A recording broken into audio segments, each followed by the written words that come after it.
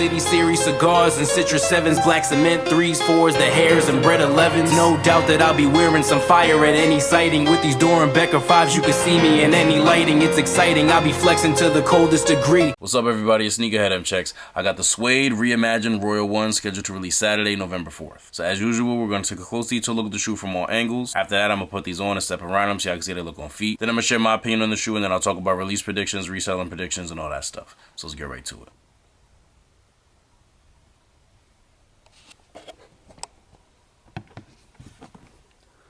Suede on these is very nice. It's got two different textures. I'll explain that more in a bit. You can actually probably see it from here, but just in case you can't, like I said, I will explain it in a few. You got a normal tongue, no suede there.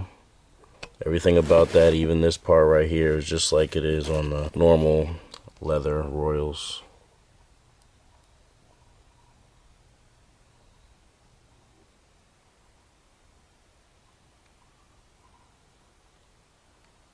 When I mentioned the two different suede textures just now, I was talking about how the black part is very smooth and like flat, and the blue is a little fuzzier.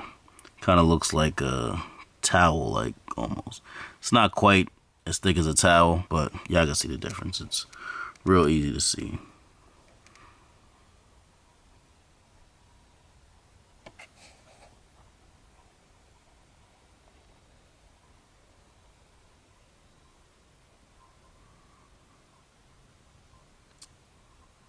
And I know this blue suede may look a little rough, but it's actually pretty soft. It's not as soft as the black suede, but it's definitely not rough feeling like it looks. I know there are some other pairs that have this like suede texture and kind of have like a rough feeling, so that's why it came to my mind, but it's definitely a little softer than like Racer Blue 5s and stuff like that. Got some more of this fuzzy blue suede on the back. Collars are suede as well.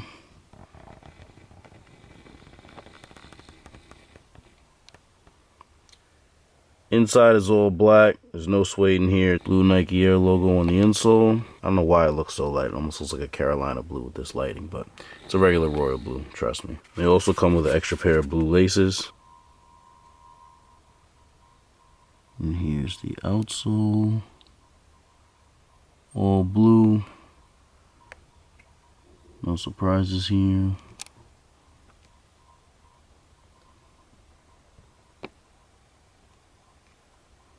The box on these is sexy. It's the usual Jordan 1's box, just where the blue replaces the red. But what I really like about it is the vinyl finish that the Nike logo has. The way it shines in the light is really fire to me. But yeah.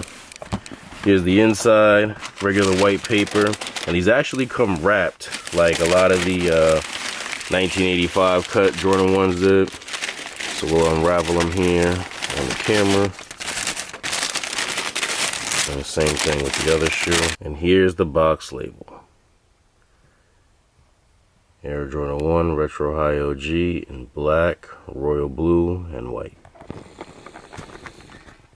Here's a quick all-around view of the shoe.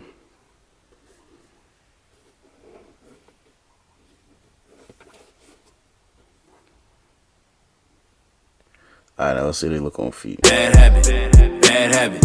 I can get away from all these bad habits. I don't wanna hear you trapping if you bad at it. Smoking more than you be selling, that's a bad habit. If you looking for commitment, I'm a bad habit. She throw it at me, you know I'ma take a stab at it. I should break these bad habits, but it's never in the plan to. Cause it's kinda hard to give them up. Shout out to my niggas who be betting with the FanDuel.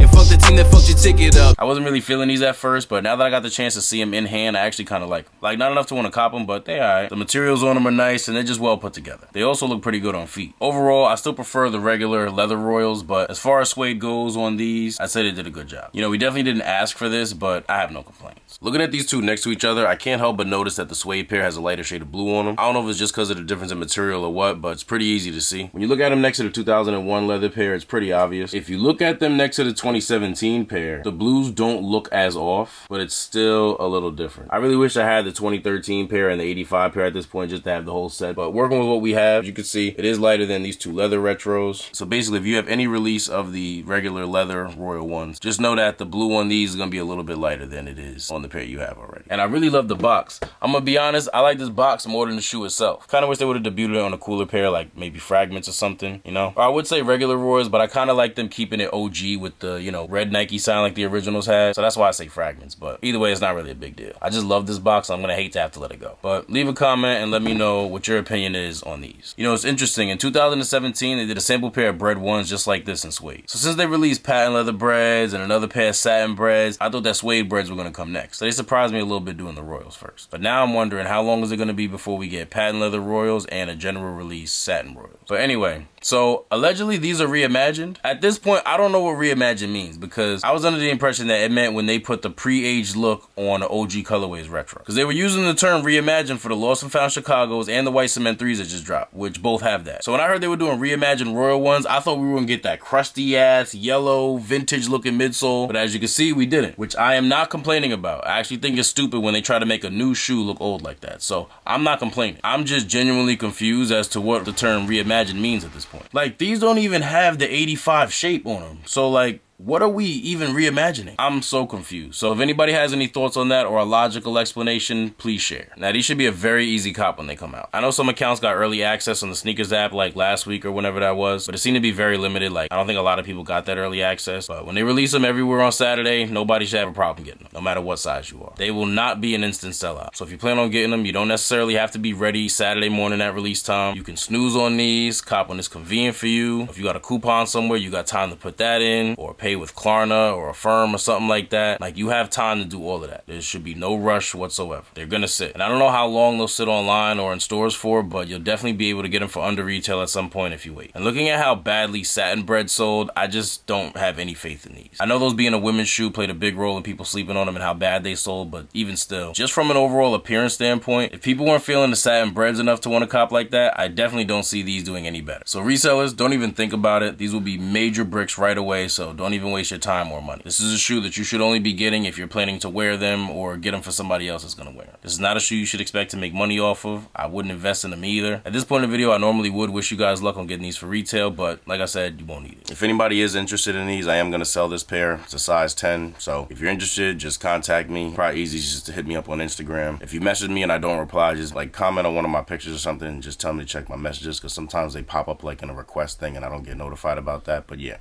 if you're interested, hit me up and then we'll go from there. If this video is helpful or informal in any way, I really appreciate if you give it a thumbs up. If you're interested in more early reviews like this or any other sneaker related content, you should do us both a favor and subscribe to my channel. And once you've done that, you want to tap the little bell icon next to the subscribe button and select all. That way when I put a new video out, you get notified and you won't miss out on anything. Thank you all for watching. Everybody please stay safe and healthy out there, and I'll see you next time.